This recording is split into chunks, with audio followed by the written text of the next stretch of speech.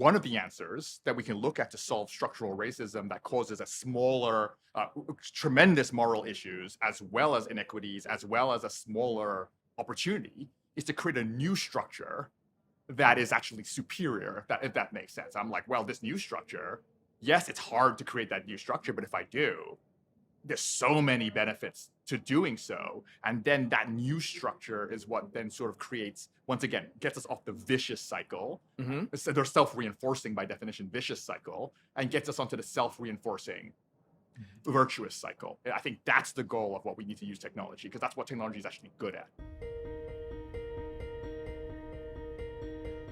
All right, folks. Meeting of the Minds, we're back. Health 2022, and we've been having a round of exciting interviews about healthcare innovation and technology. But when we think about innovation, like when we look at the health conference, we tend to narrow it down to, I mean, you're probably hearing it all the time: blockchain, AI. What are the latest technologies that are available for use? But what I've really seen at this conference, and I've seen a significant number of sessions focusing on things like health equity and social impact, social justice, and healthcare along gender lines. And it's really opening up the picture that innovation isn't just limited to technology.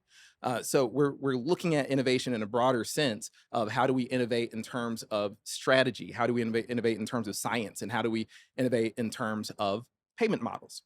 If you've been watching or listening to our episodes, you'll have heard over and over again. I ask the same question to everybody, which is, if there's anything that you can change in how healthcare is delivered, what would you change? Everybody has pointed to incentives and the financial chassis, the financial structure around how healthcare is delivered. So that makes me extremely excited to talk about to speak with Andrew Toy, who leads Clover Health and can talk to us more deeply about these financial structures and how they impact our care. But we're not just going to stop at just the overall financial structures. Andrew and Dr. Carla Denise Edwards of Henry Ford and now Clover Health delivered a session focused on structural racism. So this is an opportunity, and it was so awesome hearing you, Andrew, be able to get vulnerable and speak on this stuff, because I, we really want to dig in to the financial structures that you're aware about, that you're aware of and have a deep understanding of, and how they relate to structural racism and how they combat that. And I just thought that a one-on-one conversation would be a good way to be able to dive in and dig deep. Thank you. So, just a quick intro on your background, Andrew. I've done you a disservice. I would love for you to just give a quick overview on your background and Clover Health. Absolutely. Well, thank you for having me on. Thanks for the opportunity. So, my name is Andrew Toy. I'm the president and the incoming CEO of Clover Health. Thank you so much. And we are a Medicare Advantage company, meaning we are a private form of Medicare. We look after those who are 65 and older and the disabled. And really, as you were saying, the interesting thing about Medicare Advantage is it is a payment model which aligns incentives so that are really responsible for the people who are on our plan. And we are given a fixed amount of money per patient per member to actually look after them and pay the medical bills. And if those costs come in lower, we create some margin and profit. If those costs have come in higher, then we are responsible for those costs. So the government and society actually has a good control of costs through the Medicare Advantage program. And as you were saying, in terms of a payment model, what the interesting thing that we are really obsessed with doing is, how do we look at that structure where a lot of other companies, insurance companies, would say, hey, if I'm going to do that, how do I find the healthiest people? How do I find those populations? Maybe they're poorer people. We don't want those folks. Maybe we want more middle-class folks. Maybe we want folks from more white communities. Maybe we want fewer Hispanic folks. A lot of times we look at that and say, like, okay, well, that's in the data, right? Like it's just not possible. It's structural in the cost that these folks are more expensive to look after. So why would an insurance company want to look after those people? And I think the way we see it at Clover is, we need to solve that problem. It's not an easy problem to solve, but we need to solve it so that we as society can fund healthcare, and we can show that when we make healthcare personalized, when we really make it accessible to everybody, what that means is we will now serve everyone in the country We will help them, which feels great mission-wise, to have great health outcomes, and we will do it in a way that is sustainable, to your point, and sustainable from a financial perspective, which is very different to how most financial institutions would think about healthcare. So you phrased that in a powerful way because we know that capitated models and the like the pursuit of being profitable under this model is not the lowest, not necessarily the lowest hanging fruit when we live in a fee for service dominated world. Sure. So the question I want to get into, I can't talk about this without taking a step back into like just looking at your personal background. That I saw like a history at Google and like a history with technology and a technology focus, and I'm just curious about how your mission has driven you from big tech and into healthcare, Sure. and just more about your personal mission and why you're embarking on this very difficult challenge. Oh, well, thank you for that. So, healthcare is really important to me. Let me get to that in a second. But for my background, I'm a computer scientist by training. I actually grew up outside the U.S. I came to the U.S. to get my master's degree in computer science from Stanford. Software engineer by training. Had my own startup from 2010 to 2014, totally focused on mobile, IoT. Those are my backgrounds. I'm a systems engineer, operating system engineer, in terms of how my technical work has evolved. And I sold that company along with my co-founders to Google in 2014. Spent an amount of time there building technology. Our code ships in almost every Android device these days. Really proud of that, to really bring security and control to the Android environment. And so the idea of really, really big scale, I think, is built into me as a technologist, right? Really big scale. How do you help as many people as possible?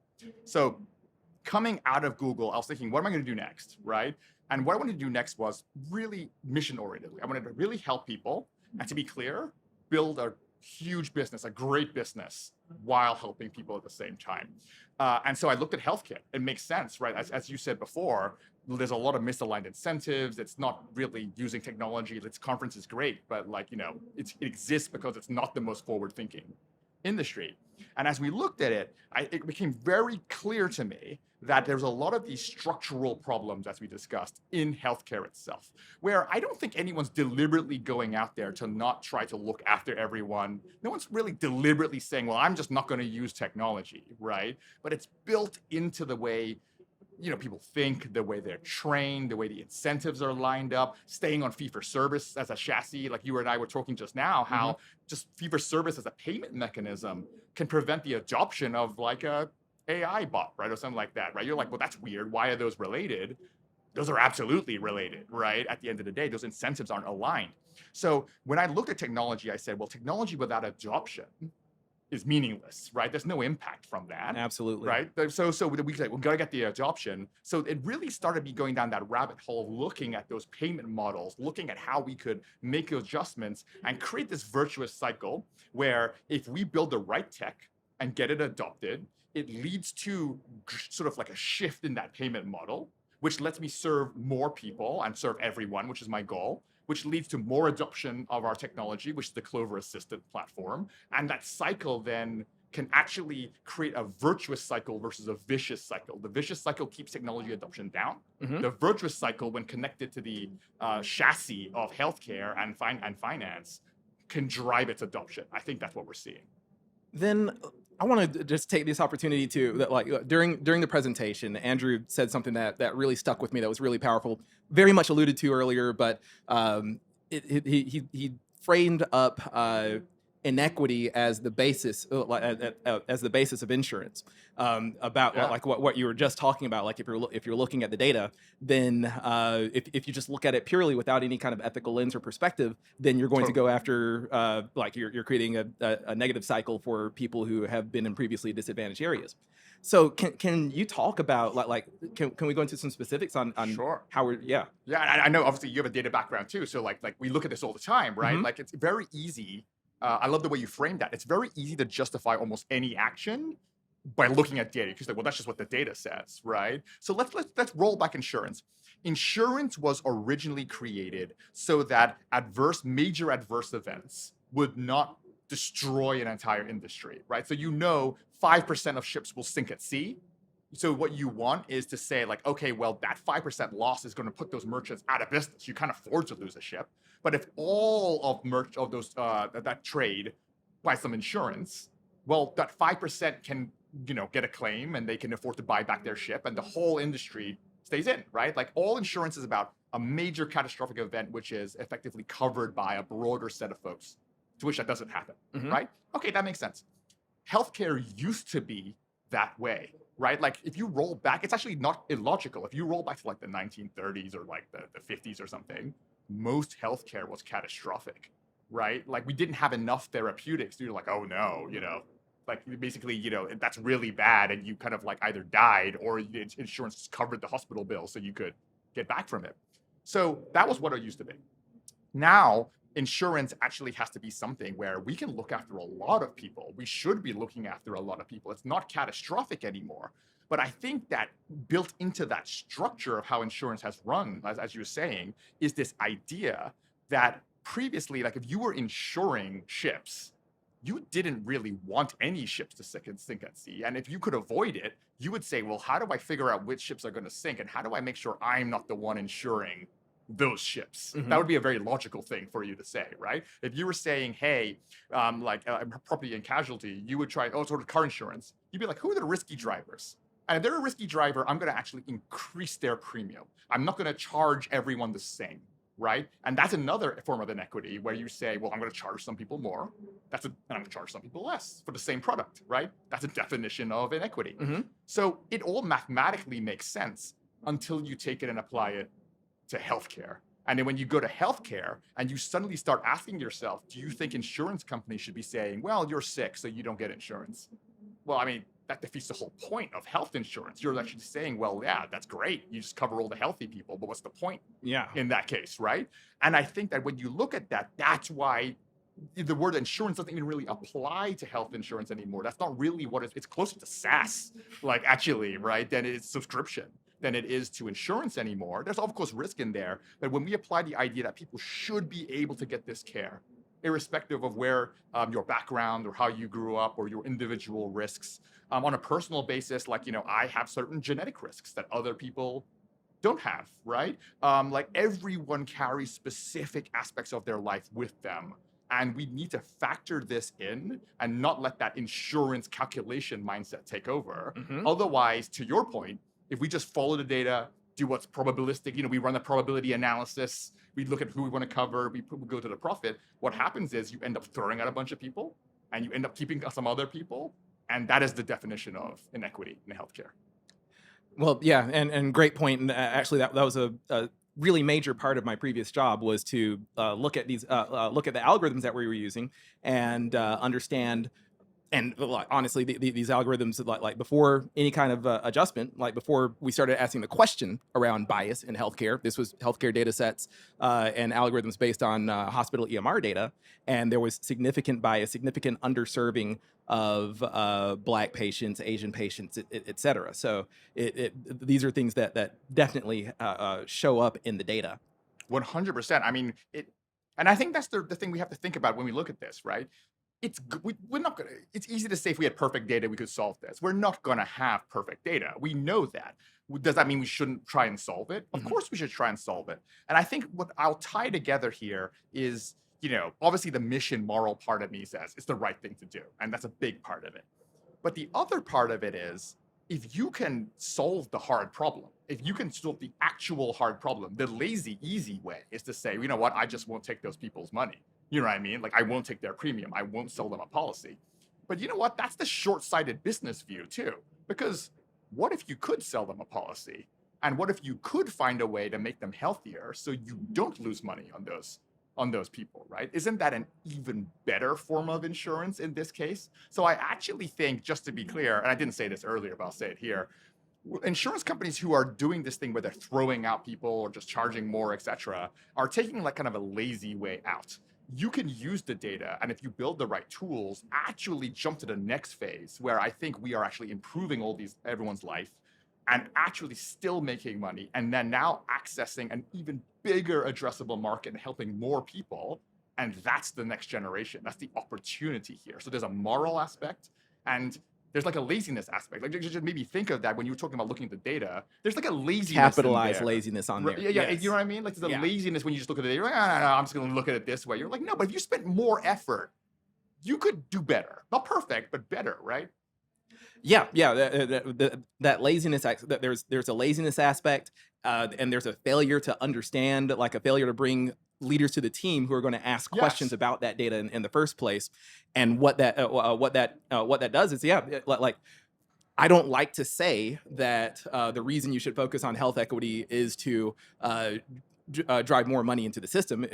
Our lives shouldn't be valued just Of based on course. that. But a reason to focus on health equity is the opportunity. Like if you're looking at the structure of the data and using that to understand deeper and more nuanced things about who you're serving, then that does open up opportunities, right? 100%. And just curious about any programs or uses of technology that have been directly aimed at combating the structural racism problem. Yeah. So I think that, well, let me give you like not the directly aimed part, but an interesting stat that And you, I asked a very limiting question.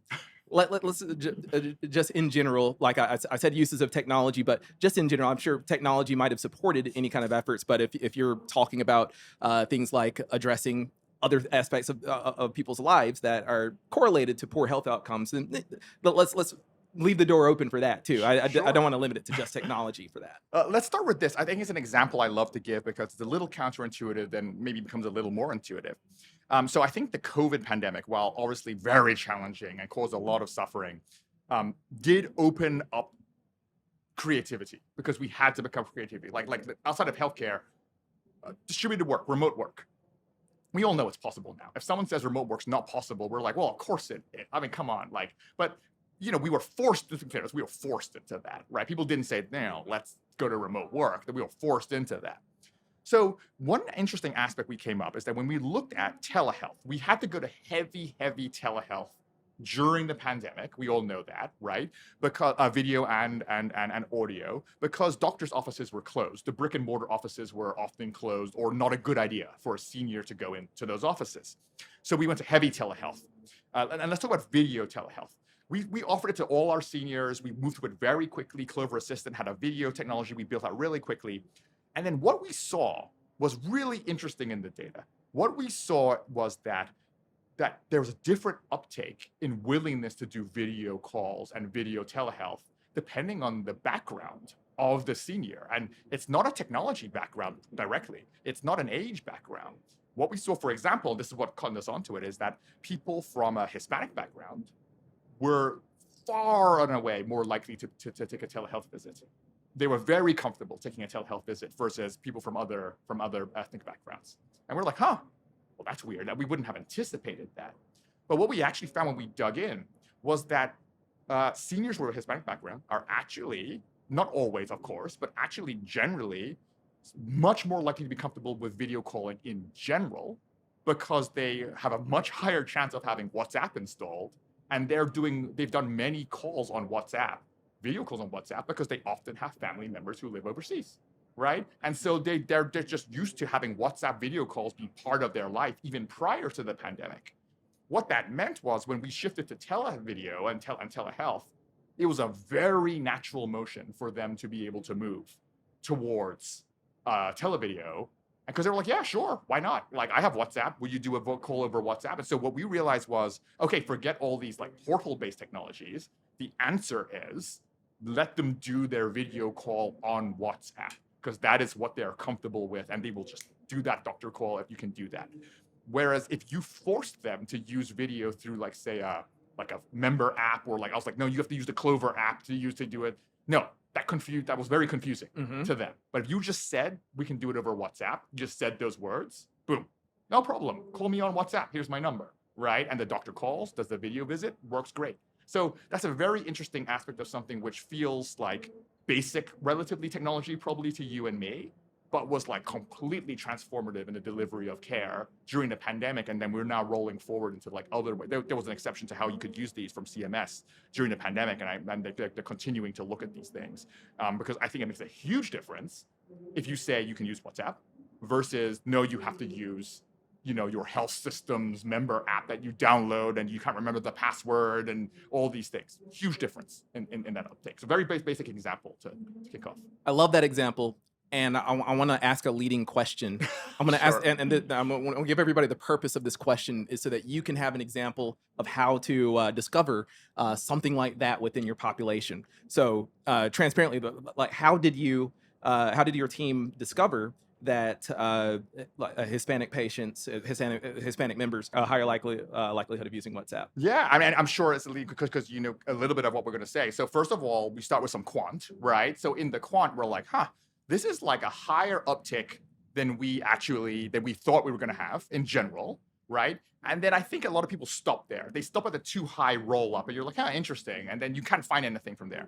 But if you break that down into like maybe a next level down, that's going to get to a next level of granularity. Then you find out slicing by cohorts, right? Then you find out, okay, it's actually people from this background. We didn't have that hypothesis. I told you right now, it surprised us. But now, after you slice it a few ways, the data science team's like, okay, no, it's this population that's disproportionately, it's not a generally high increase. This population is disproportionately high. Then we switch to qualitative analysis. That's when we have our nurses, we reach out to the nurses who care for these people and say, hey, wait, what do you think is going on with these folks? And our nurses, and this is where it's great to have a diverse working population. Like a lot of our nurses are actually are also Hispanic themselves. And they're the ones who say, no, obviously, I just offer them WhatsApp. Like I know they're gonna have WhatsApp, right? So I just say, you know what, I'll call you on WhatsApp. And they're like, yeah, I'll do it. And it's so intuitive to them, they would never think to bring it up unless we ask them that question, like, why are this population higher? They're like, oh no, it's because when I know it's them, I call them, I say like, hey, just do WhatsApp. And the nurses, they get right on. That's how it happened.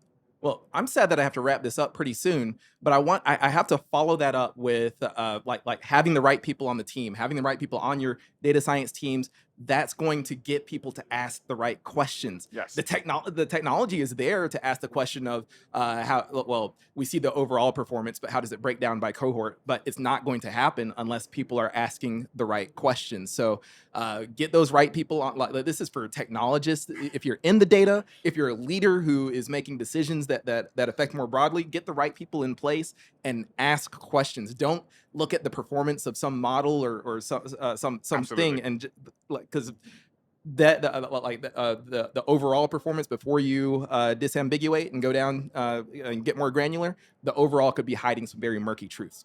So I do have to wrap up.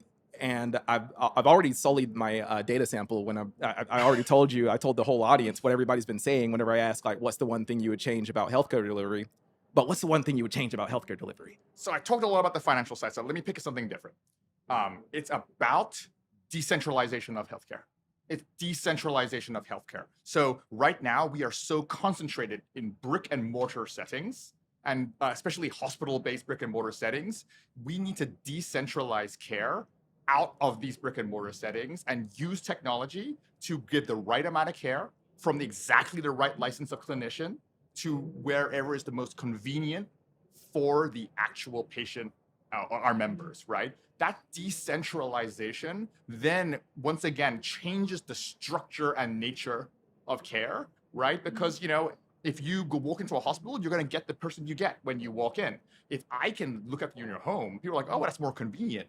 It is more convenient, but I can also now match your clinician with you we have somebody who you'll trust more and resonate more maybe with your background or culturally appropriate care, and I'm going to get a better outcome from that. So it's actually not just because I want to, like, it's not a real estate play. It's because decentralization lets us curate how we're going to give care and actually make it much more flexible. And I truly believe that's the future. Love that response. I love it because it is also controversial. I was in a presentation earlier, and one panel was talking about how we need to have extremely focused use cases, while the other panel was saying, hey, we're not interested in anything unless it's big and hits a bunch of different things at the same time. Subject for another conversation, but Totally. really love that you brought it up. Andrew, for the people that want to follow you and just kind of understand your perspectives and just keep a conversation going, what's the best way to do that? I write pretty frequently on LinkedIn. I think we got together there on LinkedIn earlier. Mm-hmm. So you can find me on LinkedIn. Just look for Andrew Toy from Clover and go ahead and follow me there. Well, thank you again, Andrew, for being frank, being vulnerable, providing a detailed description about these answers. And honestly, that my leading question I didn't know where I was leading. I didn't know what your process was, but just hearing We about didn't that. prepare ahead of time. But Yeah. So understanding that, and I just thought it was a brilliant answer, and I hope that people take a lot away from that. For folks who want to follow up on these kinds of conversations and just keep on hearing from different healthcare leaders with different perspectives, follow Meeting of the Minds. If you hop on our landing page, we'll make sure that you get an email whenever these types of conversations are coming out, or if we're doing one live. But until next time, thank you. Thank you so much.